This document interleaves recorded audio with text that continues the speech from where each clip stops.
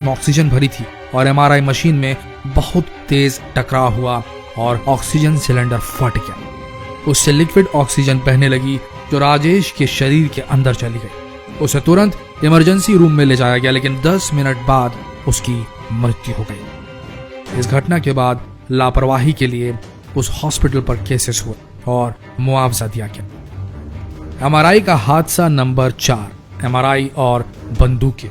बात सन 2013 की है। एक पुलिस ऑफिसर अमेरिका में इलिनॉइस के ग्रामीण इलाके में एक मेडिकल बिल्डिंग में चोरी की जांच कर रहे थे। जब वे एमआरआई रूम में पहुंचे, अनायास ही पहुंचे वो, तभी अचानक उनका सर्विस रिवॉल्वर एमआरआई मशीन ने खींच लिया।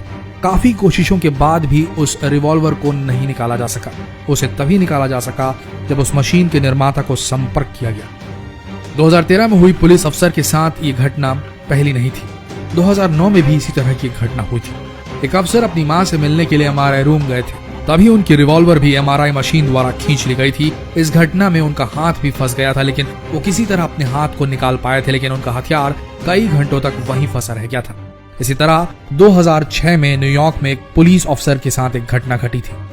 एक पुलिस ऑफिसर गन लेकर एमआरआई रूम में घुस गए, जिस कारण से उनकी गन को मशीन ने अपनी तेज मैग्नेटिक फील्ड से खींच लिया और इस घटना में गन से गोली भी चल गई जो दीवार पर जाकर लगी। खुशकिस्मती ये रही कि किसी की जान नहीं गई। एमआरआई का हादसा नंबर 3, डेन महोनी। डेन महोनी एक 79 साल के बुजुर्ग थे जो न्यूयॉर्क मेडफोर्ड के रेडियोलॉजी सेंटर में बुरी तरह से घायल हो गए थे। डेन महोनी के बेटे के अनुसार वहां के लोगों ने बताया था कि एमआरआई रूम में मेटल की वस्तुएं ले जाना बहुत खतरनाक है, लेकिन किसी ने भी डेन महोनी के मेटल वॉकर को, वो वॉकर लेकर चलते थे, उसे रूम के बाहर रखने के लिए कहा ही नहीं। सब ने डेन महोनी के उस वॉकर को नजरअंदाज कर दिया, भूल गए, लापरवाही कर दी। फिर क्या था, जैसे ही महोनी एमआरआई रूम में प्रवेश करते हैं, उनका मेटल वॉकर सीधा छूटकर मिसाइल बन जाता है और मशीन में जा चला जाता है और वो बुरी तरीके से गिर जाते हैं, जिस कारण से उनके सिर पर बहुत गंभीर चोट आती है। 2 दिन बाद उन्हें दिल का दौरा पड़ता है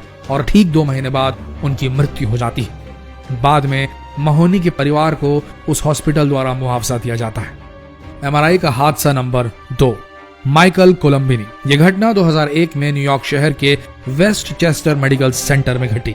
माइकल कोलंबिनी 6 साल का बच्चा था जिसके ब्रेन में एक ट्यूमर था और उसकी हाल ही में सर्जरी हुई थी और सर्जरी की प्रोग्रेस देखने के लिए, जो हीलिंग हुई थी उसको चेक करने के लिए एमआरआई कराने की नसीहत दी गई थी। सर्जरी होने के बाद उसे एमआरआई रूम में ले जाया गया ताकि उसकी जांच हो सके। जैसे ही एमआरआई मशीन को चालू किया गया, तभी वहां पर एक ऑक्सीजन सिलेंडर रखा हुआ था जिसे एमआरआई मशीन ने 20 से 30 फीट प्रति सेकंड के हिसाब से तेज गति से खींचा। वो सिलेंडर उस बच्चे के सिर पर जोर से जाके लगा, जिस कारण उसके सर पर कई फ्रैक्चर आए। उसके मस्तिष्क को काफी चोटें पहुंची। उस बच्चे ने दम तोड़ दिया। एमआरआई के हादसा नंबर 1, मुंबई का हादसा। यह घटना 2014 के एक मुंबई के हॉस्पिटल की है। स्वामी रमैया, जो कि एक तकनीकी सहायक थे, वे एमआरआई मशीन को स्कैन के लिए तैयार कर रहे थे, तभी उन्होंने वार्ड बॉय सुनील जाधव को ऑक्सीजन मास्क लाने के लिए कहा। सुनील वहां पर नया लगा था, नया कर्मचारी था, इसलिए उसे एमआरआई रूम के बारे में ज्यादा पता नहीं था, उसे रूल्स रेगुलेशन नहीं पता थे। लेकिन सुनील को सुनने में गलती हुई कि ऑक्सीजन मास्क लाना है या ऑक्सीजन टैंक। वो भूल गया और उसने 4 फुट का ऑक्सीजन टैंक एमआरआई रूम में घुसा दिया। जैसे ही सुनील मशीन के पास गया, मशीन ने पूरी ताकत के साथ उस सिलेंडर को अपनी ओर खींच लिया, जिस कारण से सुनील और रमैया एमआरआई मशीन और सिलेंडर के बीच बुरी तरीके से फंस गए। ये दोनों उस मशीन में 4 घंटे तक फंसे रहे, क्योंकि उस मशीन का इमरजेंसी स्टॉप बटन काम नहीं कर रहा था।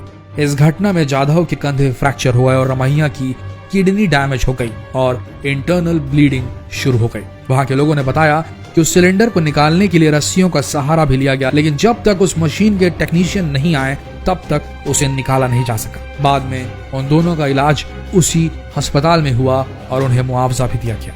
तो दोस्तों, अगली बार अगर आप हॉस्पिटल जाएं और एमआरआई कराने वाले हों तो इस बात का खास ख्याल रखें कि कोई भी मेटल की चीज लेकर ना जाएं। आपके शरीर में कोई भी मेटल इम्प्लांट नहीं होना चाहिए।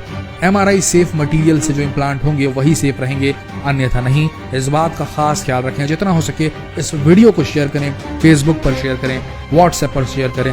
न जाने कब आपको एमआरआई की जरूरत पड़ जाए। तो तो मिलते हैं अगले वीडियो में, तब तक के लिए बने रहिए हमारे इस दिलचस्प पेज के साथ, जिसमें आने वाले दिनों में कुछ बहुत ही रोचक वीडियोस डलने वाले हैं। तो अभी फॉलो कीजिए इस पेज को। धन्यवाद।